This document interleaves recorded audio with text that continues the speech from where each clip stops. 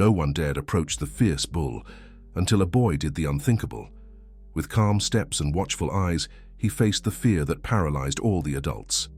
The animal that once reacted with fury now lay docile beside the child. And there began a mysterious connection that no one could ever explain. If this story interested you, don't forget to subscribe to our channel and tell us which city you're watching from. We'll continue. I promise this will be the best story you'll ever hear in your life. The sun was rising on the horizon as Frank Thompson observed his property from the top of the porch. Hope Ranch, ironically, was a place where hope seemed to have vanished long ago. Among the verdant hills of Montana, the once prosperous ranch was now known only for the silence and fear that its most dreaded inhabitant provoked: the imposing bull named Thunder. Frank sighed, feeling the weight of his 60 years. His face, marked by deep wrinkles, betrayed more than just time. It carried emotional scars that few knew about. He held a cup of coffee while his eyes lingered on the distant corral. "You're still thinking about that animal, aren't you?" The voice of Martha, the housekeeper with calloused hands and a soft heart, broke the silence. "This bull is costing me more than I can afford, Martha. Since Jack left, nobody can get near him. Dr. Davis keeps insisting I should get rid of him. And—" "Will you follow that advice?" she asked, knowing full well the answer. "I don't know. Something stops me," Frank replied vaguely, as if keeping a secret even from himself. In the nearby town, in the small and modest social services office, Sarah Mitchell faced a dilemma. Before her, sitting in silence, was Ethan, a boy of only 5 years old. His brown eyes seemed to contain ancient wisdom, disproportionate to his age. An orphan with no known relatives, he represented another case that the system couldn't accommodate. "We don't have options, Lisa," Sarah said to her colleague while observing the boy through the office window. "All the institutions are full. The countryside might be his only chance." "Hope Ranch? You know Frank Thompson isn't exactly known for his hospitality," replied Lisa, adjusting her glasses. "He has space, financial means, and besides, he owes Judge Harris a favor. It's our best option at the moment." The next morning, the social services car crossed the gates of Hope Ranch. Sarah tried to hide her nervousness, while Ethan, in the back seat, observed the landscape with silent curiosity. Frank received them. On the porch, his expression closed. "I'm not a babysitter, Sarah. This is a ranch, not an orphanage," he said bluntly. "It's temporary, Frank, just until we find a permanent family. Judge Harris mentioned you could help." Frank felt the weight of that name, an old commitment, a moral debt he had never managed to repay. His gaze met the boy's, who remained silent, as if he perfectly understood the situation. 3 months, not a day more," he finally said. Martha, who was observing the scene, couldn't contain a discreet smile. She approached the boy and extended her hand. "Come, little one, I'll show you your room." In the days that followed, Ethan silently adapted to the ranch routine. He ate little, spoke even less. His steps soon found a favorite path, the one leading to the isolated corral where Thunder remained. From a distance, he observed the imposing animal that everyone feared. One afternoon, as the sun began to set, Robert Davis, the region's veterinarian, arrived for his monthly visit. A man of science, skeptical by nature, he avoided the corral as much as possible. "How's our four-legged problem?" he asked Frank. "The same. Nobody can get close." That's when they spotted with horror the unthinkable. Ethan had entered the corral and was walking calmly toward the bull. Frank felt his blood freeze. Robert turned pale. Both ran but stopped abruptly when they witnessed the scene. Thunder, the terror of the ranch, lowered his imposing head, allowing the small fingers of Ethan to touch his snout. "Ethan, get out of there now!" Frank's shout echoed through the afternoon air, but the boy seemed not to hear. His eyes were fixed on those of the bull, as if between them existed a language that dispensed with words. "My God, he's going to get hurt," muttered Martha, bringing her hands to her face. Robert, the veterinarian, paralyzed by the unusual scene, finally reacted. "Don't make sudden movements, Frank. Any agitation could provoke the animal." But what happened next defied all expectations. Thunder, who in recent months had violently rejected any human presence, meekly bowed before the boy. Ethan extended his small hand and touched the animal's moist snout, which snorted softly as if recognizing a long-lost friend. "Impossible," whispered Robert, adjusting his glasses as if doubting his own. "Vision." Frank, his heart still racing from the scare, approached slowly. "Ethan, come here slowly." The boy turned, and for the first time since his arrival, a smile illuminated his face. "He's not bad," he said in a clear voice. "He's just lonely." That night, in the main room of the big house, the discussion extended. Sarah, the social worker, had been urgently called after the incident. "This is irresponsible, Frank. A child in the same space as a dangerous animal." Sarah's indignation was palpable. "It wasn't intentional," defended Frank, pouring himself a cup of coffee. "No one would imagine he'd enter the corral." Martha, who was watching Ethan playing in the yard through the window, intervened. "But you saw what happened. Thunder seemed like a different animal around him." Robert, still trying to process what he had witnessed, leafed through old notes about the bull's behavior. "Since Jack disappeared, I've tried to understand what happened to Thunder. He was a docile animal, became aggressive overnight, and now this." "Who is Jack?" asked Sarah, curious. A heavy silence fell over the room. Frank stood up, visibly uncomfortable. "He was the handler. He took care of the animals, especially Thunder. 6 months ago, he left without a trace." Martha lowered her gaze, as if guarding a painful secret. In the following days, against all recommendations, Ethan continued visiting the corral. His presence seemed to exert a calming effect, not only on Thunder, but on all the animals on the ranch. The chickens no longer scattered when he approached the henhouse. The horses whinnied softly at his touch. "This is extraordinary," commented Robert after a week of observation. "There seems to be some kind of non-verbal communication between him and the animals." "It's just coincidence," Frank replied dryly, resisting the idea of something that couldn't be explained by logic.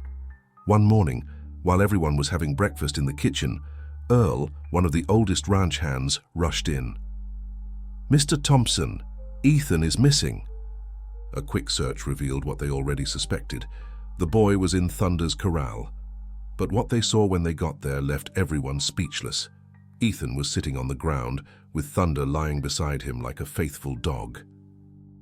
The boy was speaking softly, in whispers they couldn't distinguish. "What is he saying?" asked Frank, intrigued. "I don't know," replied Martha, "but it seems the bull understands every word." Robert, fascinated by the phenomenon, began documenting the interactions. "We need to study this. It could be a unique case of interspecies communication." As the days passed, a subtle transformation began to occur on the ranch. The atmosphere, previously charged with tension, seemed lighter.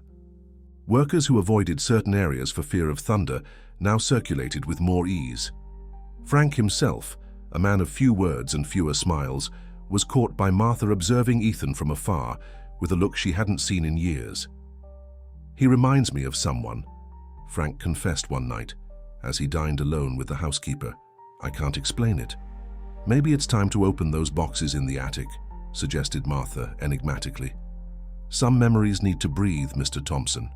The news about the boy who had tamed the wild bull didn't take long to spread throughout the region. On a Sunday afternoon, an unknown car parked at the entrance to the ranch. A tall man in an impeccable suit and with a calculating expression introduced himself as Richard Mason, representative of a livestock company. "I heard about your bull," he said to Frank, "and about the boy too. I'm interested in both." "Neither is for sale," Frank replied dryly. "Everything has its price, Mr. Thompson," insisted the visitor, leaving a card on the table. "Think about it." As the car moved away down the dirt road, Sarah arrived for her weekly visit. Her eyes met Frank's and she immediately noticed his uneasiness. "Problems?" she asked. "Nothing you need to worry about," he replied, putting the card in his pocket. The visit from businessman Richard Mason left a trail of unease at Hope Ranch. During dinner, Frank remained silent, lost in thoughts he didn't share. "You seem worried," observed Sarah, breaking the silence. As a social worker, she had begun to extend her visits, intrigued by the gradual transformation she perceived in both the boy and the atmosphere of the ranch. People from town have started to take an interest in what happens here, Frank finally responded, pushing his plate away. And that rarely brings anything good. Martha, who was serving dessert, exchanged significant glances with Sarah. Both perceived that something deeper was bothering the rancher. Dr. Davis called early this morning, informed the housekeeper. He said he'll bring a researcher from the university tomorrow. It seems the case of Ethan and Thunder has aroused scientific interest. Frank stood up abruptly. I don't want this ranch turning into a circus. The boy is not a laboratory guinea pig. It's just research, Mr. Thompson, argued Martha, and it might help Ethan. Help how? He questioned, irritated. By turning him into an object of study, exhibiting him as a curiosity? I won't allow that. Sarah observed with surprise the vehemence with which Frank defended Ethan. It was the first time she had seen him demonstrate such a level of protection for the boy. The next day, contrary to his protests, Robert arrived accompanied by Dr. Laura Wilson, a researcher in animal behavior from Montana State University. A middle-aged woman with a perceptive gaze and restrained gestures, she observed Ethan from a distance before approaching. Exceptional behavior, she commented, taking notes as she watched the boy leading Thunder through the pasture as if he were a domesticated animal. There are documented cases of animal-human empathy, but rarely with this level of connection. What does that mean? Asked Frank, still suspicious. It means your son. He's not my son, Frank interrupted abruptly. Laura continued, unfazed. This boy possesses an extraordinary sensitivity. He perceives signals that most of us ignore. Body language, micro-expressions, breathing patterns. It's as if he and the animal shared a code. While the adults conversed, Ethan led Thunder to the stream that cut through the property. There, away from curious eyes, the boy finally spoke words that no one else would hear. He also lost someone, you know? That's why he understands my pain. At night, after Ethan fell asleep, Sarah confronted Frank in the house library. There's something you're not telling me about this place, isn't there? About the boy. Frank poured himself a shot of whiskey before responding. This ranch holds stories that are better left buried, Sarah. Some wounds don't heal when exposed. Judge Harris mentioned an event here years ago, something you preferred to keep secret. Frank's eyes hardened. Harris talks too much. If there's anything that might affect Ethan's well-being, I need to know. The confrontation was interrupted by screams coming from the boys' room. They ran to find him in the midst of a nightmare, trembling and murmuring disconnected words. Frank, in a gesture that surprised everyone, including himself, sat on the edge of the bed and held the boy's hand until he calmed down. The next morning, during breakfast, Ethan surprised everyone by speaking spontaneously. It's going to rain hard today. Thunder is restless. Martha looked out the window at the clear sky. There's not a cloud, child. It's going to rain, he insisted, returning to his habitual silence. To everyone's surprise, hours later, a sudden storm descended upon the region. Robert, who had remained at the ranch to continue his observations along with Laura, was perplexed. How did he know? He asked the researcher. Animals are sensitive to barometric and ionic changes in the air before storms, explained Laura. Perhaps Ethan perceived Thunder's restlessness and interpreted it correctly. Or maybe there's something more, murmured Earl, the oldest ranch hand who was passing by carrying tools. What do you mean? Questioned Robert. Earl hesitated, looking around as if afraid of being heard.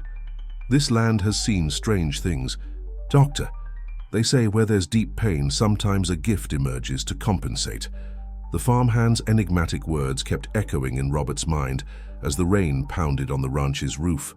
Inside the house, Sarah found Frank in his office, contemplating. An old photograph he kept hidden in his desk drawer. Who is that? She asked gently. Frank hesitated before answering. Someone who left a long time ago. He quickly put the photograph away when he heard footsteps approaching. It was Martha, with an alarmed expression. Mr. Thompson, the corral gate was opened. By the wind, Thunder escaped. Panic took over Hope Ranch. The storm intensified, transforming the afternoon sky into premature darkness. The workers ran in all directions, organizing themselves to search for the animal.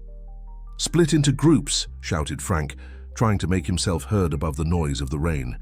"Take ropes and flashlights. If you find Thunder, don't try to contain him alone." Sarah, soaked by the rain, approached Frank. "And Ethan, where's the boy?" A chill ran down the rancher's spine. In the midst of the confusion, no one had noticed the child's disappearance. Martha ran into the house, searching every room, only to return with the terrible confirmation: Ethan was nowhere to be found. "He must have gone after the bull," concluded Robert, adjusting his raincoat. "We have to find them before something happens." Laura, the researcher, intervened. "If the boy is with the animal, he'll be safe. The bond between them is extraordinary." "You don't understand," retorted Frank, his face contorted with worry. "It's not just the bull that concerns me. This region has deep ravines, areas of dense forest. With this rain, the terrain becomes treacherous." The search extended into the night. Flashlights cut through the darkness while the group incessantly called for Ethan. The rain transformed into a merciless curtain that hindered visibility and turned the ground into mud traps. In Nita, the ranch office converted into an operations center, Sarah couldn't disguise her anguish. "If something happens to him, the responsibility will be mine. I was the one who brought him here." "It's not your fault," said Martha, placing a steaming cup of tea before her. "Maybe it's destiny. Some souls need to find each other, even if the path is tortuous." "What are you talking about?" Before Martha could answer, the door opened violently. It was Earl, soaked and breathless. They spotted footprints near the stream that runs down to the valley. They might be the boys. Frank, who had just changed out of his wet clothes, immediately grabbed his jacket. "I'll check." "I'm coming with you," decided Sarah. Together they faced the storm again. The path to the stream, normally tranquil, had transformed into a furious current descending the slope. The flashlights could barely penetrate the darkness. "Ethan!" they shouted in unison, their voices lost in the roar of the water and wind. That's when they heard it. Distant, almost inaudible, the unmistakable mooing of thunder. Frank and Sarah exchanged glances and quickened their pace, slipping in the mud, holding onto bushes and exposed roots to avoid falling. They reached a small clearing where the stream formed a natural pool. There, protected under a rocky overhang, was Ethan. And at his side, like an unlikely guardian, Thunder remained motionless, his massive body serving as a barrier against the wind. "Ethan!" shouted Sarah, running toward the boy. Frank, however, held her arm. "Wait, the bull could still be dangerous." But Ethan, hearing his name, simply smiled and gestured for them to approach. To the amazement of both, Thunder showed no sign of aggression. On the contrary, he seemed almost relieved at the arrival of help. "He protected me," said Ethan, his voice almost a whisper. "He knew the way back, but we got trapped by the rain." Back at the ranch, after a hot bath and dry clothes, Ethan quickly fell asleep, exhausted by the adventure. In the living room around the crackling fireplace, the adults tried to process what had happened. "A wild animal protecting a child," reflected Laura, fascinated. "It's as if Thunder had developed a guarding instinct toward Ethan." Robert agreed. "We need to document this. It could be a unique case of animal behavior." "We will not turn the boy into a guinea pig," insisted Frank, his tone not admitting any argument. Sarah observed the interaction with growing curiosity. "Frank, why does this case affect you so much? It goes beyond normal concern." The rancher's gaze was lost in the flames. For a moment, it seemed he wouldn't respond. When he finally spoke, his voice was laden with emotion.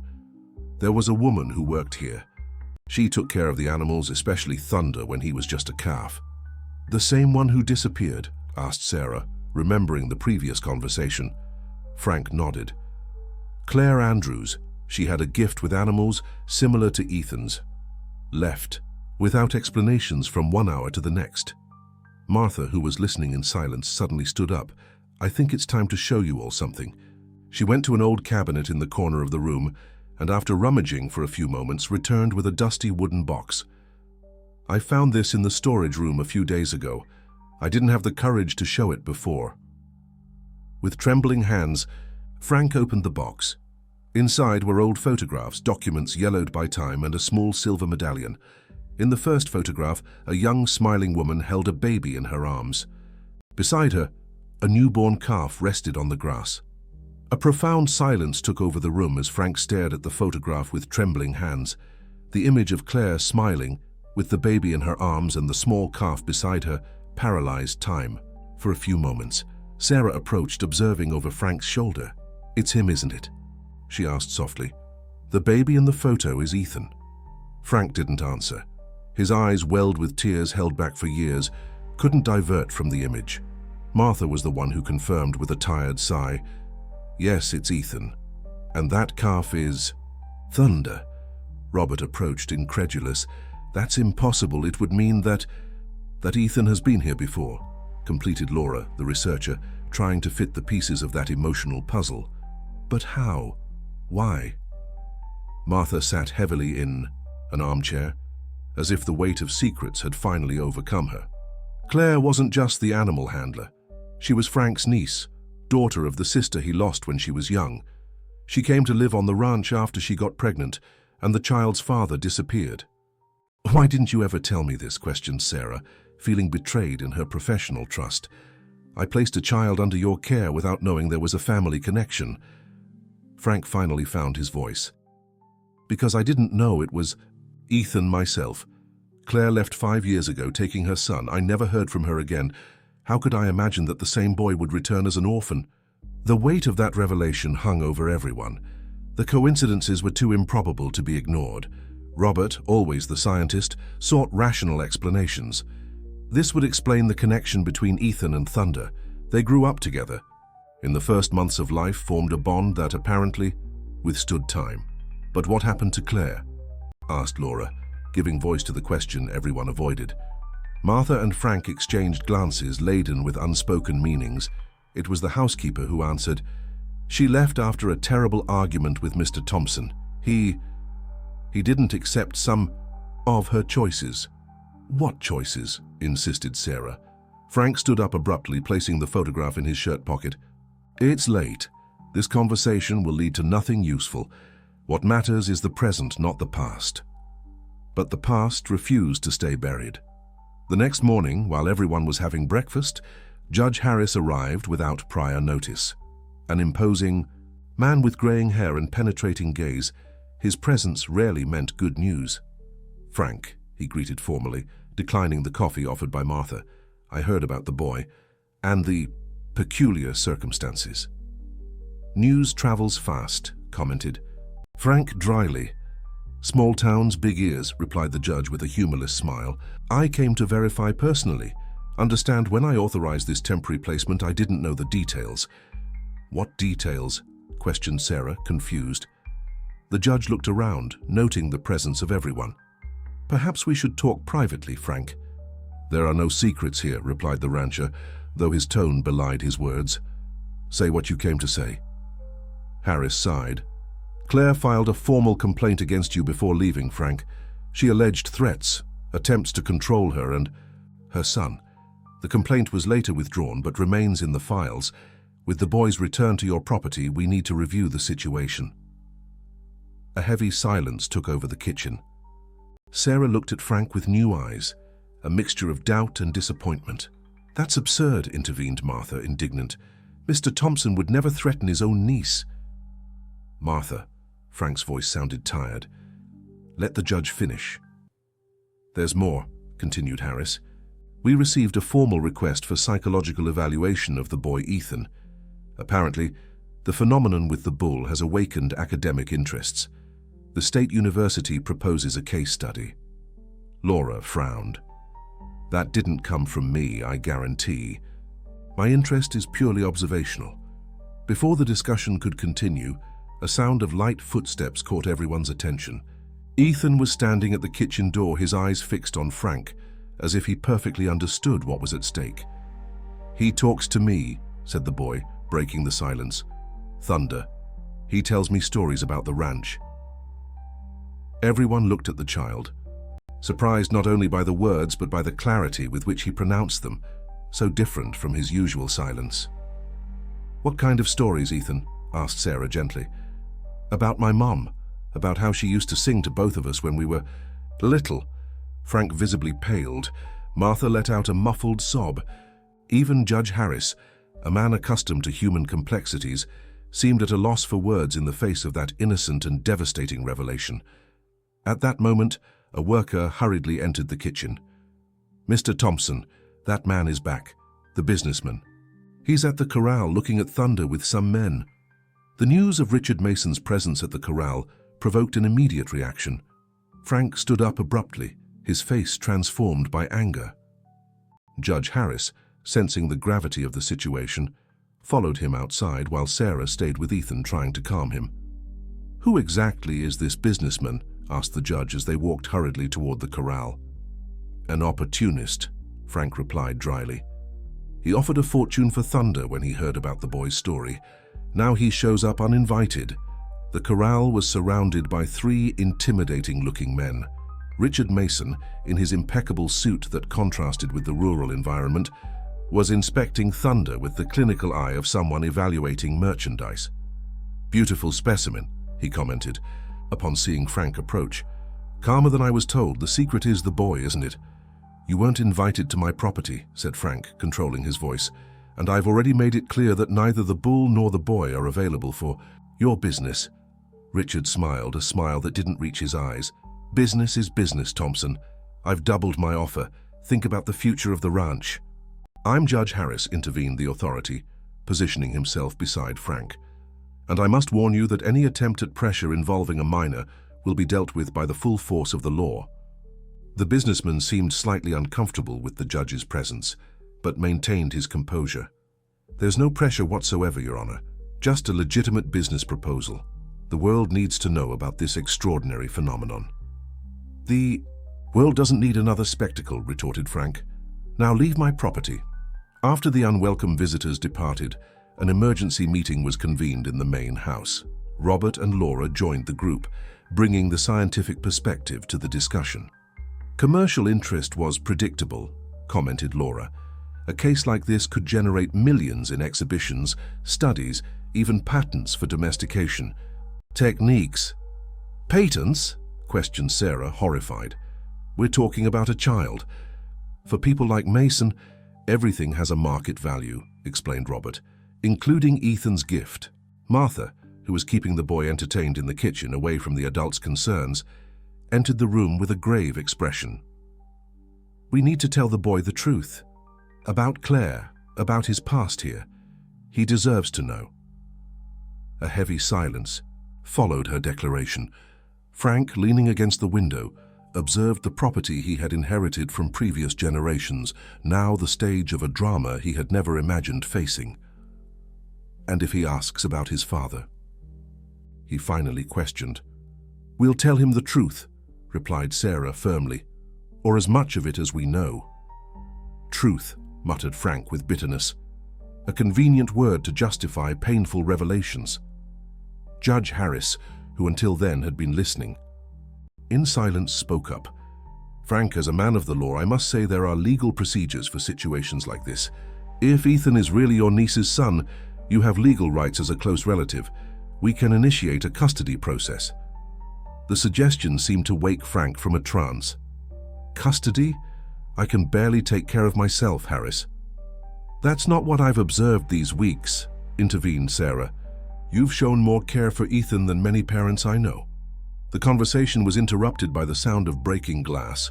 Everyone ran to the kitchen, where they found Martha consoling Ethan, who was trembling. A rock had been thrown through the window with a piece of paper tied to it. "Think about the offer before it's too late," read Robert, unfolding the note. "Signed R.M. Richard Mason." "This is criminal intimidation," declared the judge, taking out his cell phone to make a call. "I'll contact the police immediately." While confusion set in, Ethan silently escaped to the yard. Without anyone noticing, he headed to Thunder's corral. He found the animal agitated, as if it also sensed the threat hanging over the ranch. "I won't let them take you," whispered the boy, embracing the bull's neck. "Mom wouldn't like that." In the sky, dark clouds began to form again, heralding another storm. Inside the house, Frank was making a decision that would change the course of all the lives involved. "Harris," he called to the judge who was finishing his call with the local police station, "I want to start the custody process. Today, Ethan is my grandnephew. His place is here." Sarah, who was listening to the conversation, couldn't hide her surprise. "Frank, are you sure? Just a few days ago, you barely tolerated his presence." "Things have changed," he replied simply. "What exactly changed?" she insisted. Frank hesitated before answering. "I realize that some debts from the past need to be paid. I couldn't protect Claire as I should have. I won't make the same mistake with her son." That night, as the storm approached, Frank searched the attic for more memories. He found Claire's diary, kept among personal belongings she had left behind in her hasty departure. The yellowed pages revealed not only daily life on the ranch, but also conflicts, interrupted dreams, and above all, unconditional love for her son and the animals she cared for. The storm that punished Hope Ranch seemed to mirror the emotional turbulence that gripped its inhabitants. Frank remained awake all night, the pages of Claire's diary illuminated by the weak light of the lamp, revealing truths long concealed. "Uncle Frank doesn't understand," he read in a passage dated 5 years ago. "He thinks he knows the world and its dangers better than anyone. He can't see that my son needs to grow up free, connected to nature, not suffocated by fears and prejudices." Today we argued again. His words were too harsh to forget. Maybe it's time to leave. Guilt hit Frank like a physical blow. He remembered the argument, the accusations launched in the heat of anger. Claire wanted to raise her son following methods he considered eccentric, dangerous. She spoke of natural education, connection with animals, rejection of traditional schools. "You'll turn the boy into a savage," he had shouted on that fateful night. "I won't allow that under my roof." The next morning, she had left with her son. No goodbyes, no traces. Just a brief letter. "When you're ready to accept that there are other forms of wisdom besides yours, you'll know where to find us." But he never knew. And now, by some twist of fate, Ethan had returned, orphaned, silent, carrying an inexplicable gift. Dawn brought a truce in the storm, but not in the problems. Sarah arrived early, accompanied by a colleague from the Child Welfare Council. Her face revealed that she didn't bring good news. "Richard Mason has filed a formal complaint," she explained without preamble, sitting at the kitchen table. "He alleges that Ethan is in a risky situation, exposed to a dangerous animal, under inadequate supervision." "That's absurd," protested Martha, indignant. "The boy has never been as well as he is now." "I agree," said Sarah, "but we need to follow procedures. There will be an official evaluation. Social workers, psychologists, child protection specialists, all will come to observe the situation." Frank, who hadn't slept, seemed strangely calm. "Let them come. We have nothing to hide." "There's more," continued Sarah, hesitant. "We found records about Claire. She died 3 months ago, in an accident on the highway between Montana and Wyoming." The news, though expected given Ethan's orphan status, fell like a weight on Frank's already burdened shoulders. The confirmation of his niece's definitive departure removed any secret hope of reconciliation. "How will we tell the boy?" asked Martha, her voice breaking. "He already knows," replied Sarah gently. "Not the details, but he knows his mother won't come back.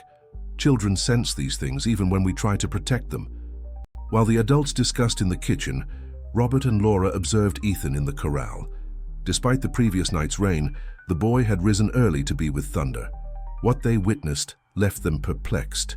The bull, once a symbol of untamable fury, now lay meekly while Ethan brushed his coat. "It's as if there were a communication that transcends the verbal," commented Laura, taking notes. "I've observed similar cases in elephants and dolphins, but never in bovines, known for their limited memory and predictable behavior." Robert, however, noticed something concerning. "Look at the bull, he doesn't seem to be moving with the same energy as before." They approached cautiously. Indeed, Thunder seemed lethargic, his eyes without their usual shine, his breathing slightly altered. "He's sad," said Ethan, without diverting his gaze from the animal. "He misses her too." "Who, Ethan?" Laura asked gently. "My mum. She promised she'd come back for both of us." The statement, made with the disconcerting simplicity of children, silenced the adults. Robert, recovering first, examined Thunder more closely. "We need tests," he concluded, concerned. "There are signs of dehydration, possibly fever. It could be an infection." In the main house, the news of Thunder's condition further shook the already fragile emotional balance. Frank especially seemed devastated. "First Claire, now Thunder," he murmured. "How will I explain this to Ethan?" "You care about him, don't you?" asked Sarah, carefully observing his reaction. "About Ethan, more than you want to admit." Frank didn't respond directly. "I'll get the medications Robert prescribed. There's a veterinary pharmacy in town." As he drove under the fine rain that was still falling, Frank reflected on how his life had changed in a few weeks. From a solitary, bitter man, he had transformed into the reluctant guardian of an extraordinary boy.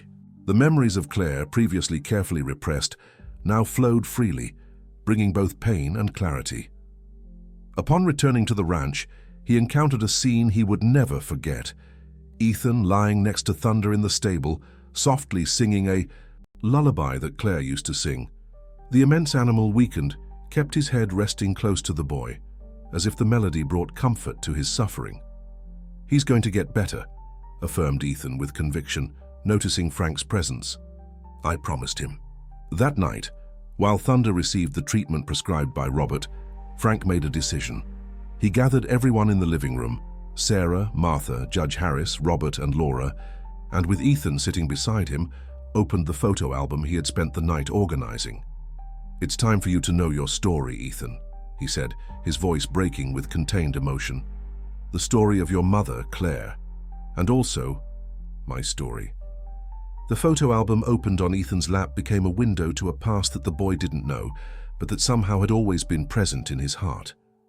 Frank turned the pages carefully, revealing images of a young Claire at different moments, riding horses, caring for the ranch animals, always with a radiant smile that illuminated her face. "Your mother grew up here," explained Frank, his voice soft. "She was my sister's daughter, who left us very early. From a young age, she had a special gift with animals. They all adored her, especially Thunder." Ethan touched a photo where his mother appeared with the small calf. "She told me stories about a magical place with animals that could talk," he said. "I thought they were just stories."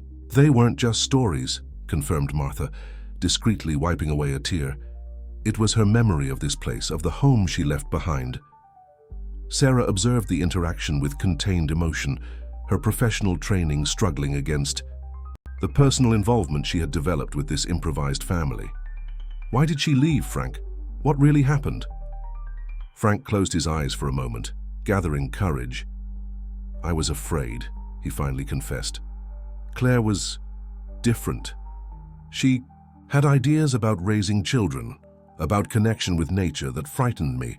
When Ethan was born, our differences intensified. I wanted protection, structure, traditional schools.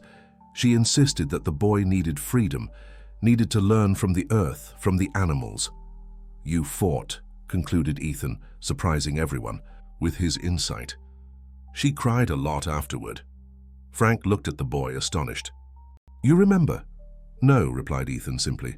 "Thunder remembers, he showed me." Laura and Robert exchanged significant glances, fascinated by the declaration that defied conventional explanations. Judge Harris, a pragmatic man, seemed uncomfortable with the mystical turn of the conversation. "What's important," intervened Sarah, "is that now we have clarity about the situation. Ethan is really your grandnephew, Frank. That strengthens your request for legal guardianship. If he wants to stay," added Frank, surprising everyone with his humility. He turned to the boy. "I want you to know, Ethan, that this is your home, if you so desire, but I'll understand if you prefer another family, someone who hasn't failed your mother as I did." The silence that followed was interrupted by Earl, who hurriedly entered the room. "Dr. Davis, Thunder is up, eating normally." The news provoked a rush to the stable. There, to everyone's amazement, They found the imposing animal completely recovered, without any sign of the lethargy or weakness that had afflicted him hours before. "Unbelievable," murmured Robert, examining the bull. "The medication couldn't have taken effect so quickly. It's almost as if he had been waiting for the truth," completed Ethan, caressing the animal's snout. "Now we all know who we are." In the weeks that followed, a profound transformation occurred at Hope Ranch. The process of legal guardianship for Ethan advanced rapidly, with Judge Harris expediting the procedures. Sarah, although initially reluctant due to personal involvement, became a frequent visitor, offering both professional and emotional support. Richard Mason's complaint was archived after an official visit from the Child Welfare Council, which found not only the safety of the environment, but also Ethan's visible flourishing under the care of Frank and Martha. On a sunny Sunday afternoon, while the ranch received neighbors for a celebratory lunch, the first in many years, Laura approached Frank, who was watching Ethan playing with other children from the region. "We decided not to publish the study," she informed him. "Robert and I agreed that there are things that science is not yet ready to fully understand." Frank nodded, grateful. "Some connections go beyond rational explanation." "Speaking of connections," commented Laura with a discreet smile, "I couldn't help but notice how you and Sarah seem increasingly close." An unusual blush colored the rancher's face. "She has been a great friend." "Just friendship," Laura gently teased. Before he could answer, they were interrupted by Sarah's arrival, who brought surprising news. "I just received a phone call. They found Claire's diary among her belongings. She mentions a project for an animal rehabilitation center here at the ranch. It was her dream." The idea planted a seed in Frank's heart. In the months that followed, with the help of Robert, Sarah, and the university team, Hope Ranch began a gradual transformation. The old barn was renovated and transformed into a center for animal behavior studies. Traumatized horses, abandoned dogs, rescued wild animals, all found refuge there. At the center of it all, like a living symbol of the second chance that life offered, Ethan and Thunder shared their special gift, helping in the recovery of the most difficult animals. The boy, once silent and withdrawn, flourished, becoming a talkative and curious child, always surrounded by his faithful four-legged guardian. On a particularly significant afternoon, Frank was finalizing the details of the plaque that would be placed at the entrance to the property. "Claire Andrews Animal Rehabilitation Center," read in golden letters on dark wood. "She would be proud," said Sarah, who now occupied a permanent space not only on the ranch, but also in the rancher's heart. "I hope so," he replied, looking at the horizon where Ethan was running through the field, closely followed by Thunder. "I learned too late that family isn't defined by control or expectations. It's about acceptance, about allowing each person to shine in their own way." "It's never too late to start over," smiled Sarah, intertwining her fingers with his. In the pasture under the golden light of dusk, Ethan whispered in Thunder's ear while the animal rested peacefully. In that whisper, there was more than words. There was the silent promise that some bonds, once formed, never truly break, and that, even in lands most arid from